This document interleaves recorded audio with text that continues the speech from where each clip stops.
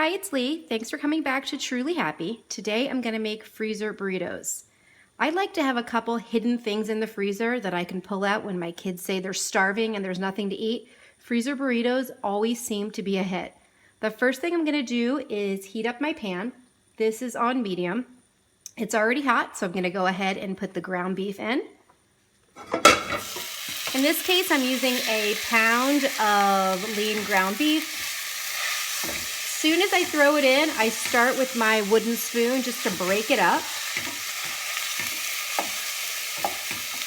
You want to get some big chunks out of there if possible. And then just sit and let it hang out for a minute while you go ahead and get the rest of the stuff going. So it's been cooking for about a minute. I'm going to go back in, break up those large chunks. I find that a heavy wooden spoon like this one is the best thing to use. I picked this up at, I think it was Sur La Table. It was about $5. I treated myself to it, and it is one of my favorite kitchen utensils. It's really heavy and it's quite thick, as you can see, and it really seems to do this kind of job well. So just continue to break those big chunks up. It looks like our ground beef's ready. It's been about, I'd say 4 or 5 minutes, and I just kept going through and chopping it up with my spoon.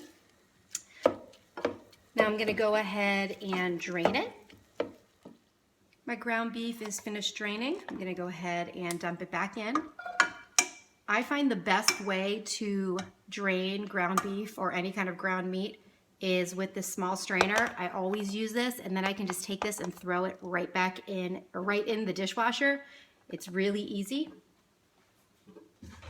And of course you could use ground chicken, ground pork, turkey, anything you want to make freezer burritos, even bean. Refried beans would be good as well.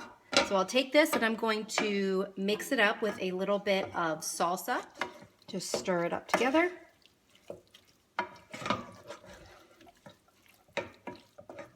I have all of the ingredients laid out. I have the ground beef mixture, a large bag of shredded cheese, a bag of tortillas, which I find the inexpensive tortillas seem to work the best for freezer meals, and a box of Reynolds wrappers. I pick these up at Dollar Tree. It's time to make our burritos. So get a tortilla, a nice scoop of your filling. In this case, it's our ground beef and salsa. I like to put it over on the end over here. Give yourself a little bit of room from the end. Take some cheese, sprinkle it right on. You're gonna fold up this end, and then you're gonna just start to roll it. Once you have that done, take your tin foil. I like to roll it like this way, kind of like a sushi roll. Try to get as much air out as possible. Roll it up most of the way, and then you're gonna fold your ends over, just like you did with the burrito.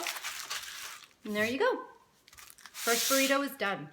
Just finished assembling all the burritos, and lucky for me, I had exactly enough filling for the 10 tortillas, so that worked out perfectly. They're all wrapped up. I'm gonna go ahead and put them in a Ziploc bag. I went ahead and labeled it. I just wrote burritos and the date, so that way we know exactly what's in it.